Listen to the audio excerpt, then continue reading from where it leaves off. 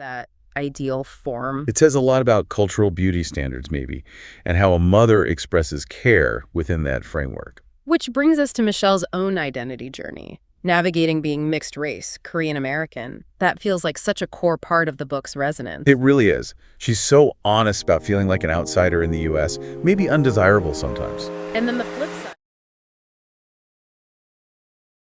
Welcome to Witter. Who Has Time to Read? The podcast that brings deep dives for busy minds. Listen to AI hosts Jane and Dane and get ready to unpack the world's most captivating books in just a fraction of the time.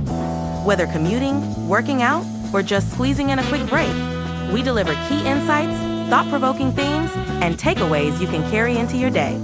Don't forget to like, subscribe, and leave a comment. Plus, use our links in the description to purchase this book. Your support helps us bring more engaging book discussions to you. Listen and follow us wherever you get your podcasts. Who has time to read? You do, with Witter. Welcome back to Witter, your deep dives for busy minds. Today, we're continuing our series for Asian American and Pacific Islander Heritage Month. That's right. We're honoring uplifting AAPI stories, and today's focus is a really special one. It is. We're diving into Crying in H Mart, a memoir by Michelle Zauner, a book that's touched so many people. Absolutely. It's such a powerful look at, well, so many things: identity, family, grief, and how culture, especially food, ties it all together. Our goal today is really to unpack some of those key themes, look at it through that cultural lens, and sort of understand its contribution, Definitely. And we'll keep the tone respectful, introspective. It deserves that. So where should we start? The title itself seems like the obvious place. H Mart. Yeah, H Mart. It's more than just a setting in the book, isn't it? It's this Korean grocery chain. Han Aryum, she explains, means one arm full of groceries. Right, like literally just enough to carry. But in the memoir, it feels bigger, almost symbolic. Oh, totally. Zauner paints it as this gathering place. Yeah. Especially for people feeling maybe a bit displaced, searching for a piece of home. Like those parachute kids she mentions, finding comfort in instant noodle brands. That really hit me. Yeah, it's that longing for connection. Yeah. But it's not just them, right? It's anyone looking for that specific ingredient, galangal for curry, maybe, or rice cakes for Jessa. Or even just craving tteokbokki. It's like these foods are keys unlocking memories or traditions. Exactly. They're not just groceries. They're pieces of a shared experience, a shared culture. And she talks about this sort of unspoken understanding between the shoppers there. That shared purpose. A quiet nod, almost, acknowledging that shared search for something familiar in maybe an unfamiliar land, navigating that hyphenated identity. It really makes you think, doesn't it?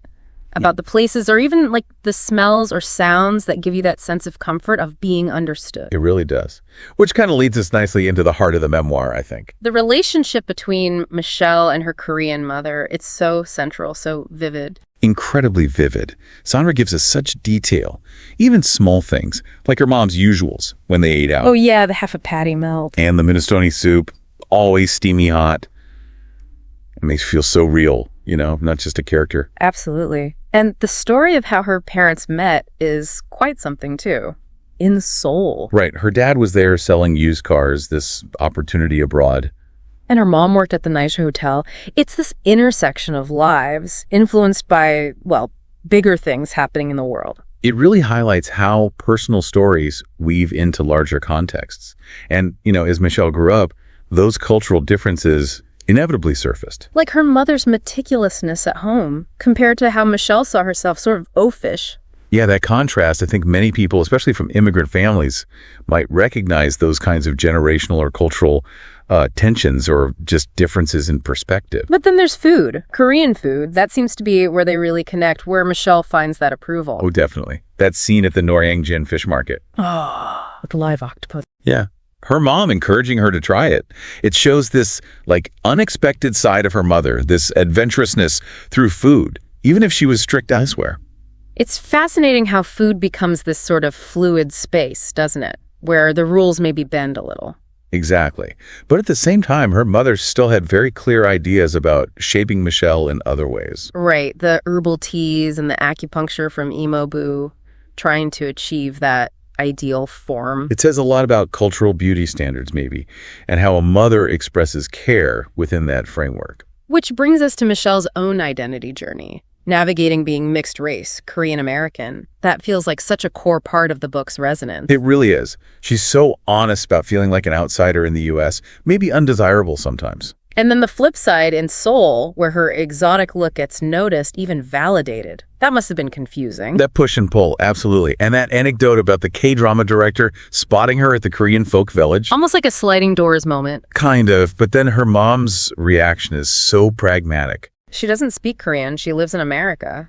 Just shuts it down. Yeah, very grounded. Perhaps shaped by her own immigrant experience, seeing the practical hurdles. And Michelle writes about that teenage desire to just fit in, maybe even being a bit embarrassed by her Korean side sometimes. Which feels very relatable for many kids growing up between cultures. That struggle between assimilation and embracing heritage. Before eventually coming back around to it, it's a really honest look at that internal conflict. That whole negotiation, yeah. Finding your place between different worlds. It's a journey. And of course, the title itself, Crying in H Mart, it tells you right away that loss and grief are central. Deeply central. Her mother's cancer diagnosis, the illness, her death. It shapes the entire narrative. And the initial misdiagnosis adds another layer of pain to that. It does. And the book doesn't shy away from the complex emotions, the changing family dynamics during that incredibly difficult time. It's raw. We also see other family members stepping in, like Nami Imo and Kai, their caregiving roles. Mm-hmm.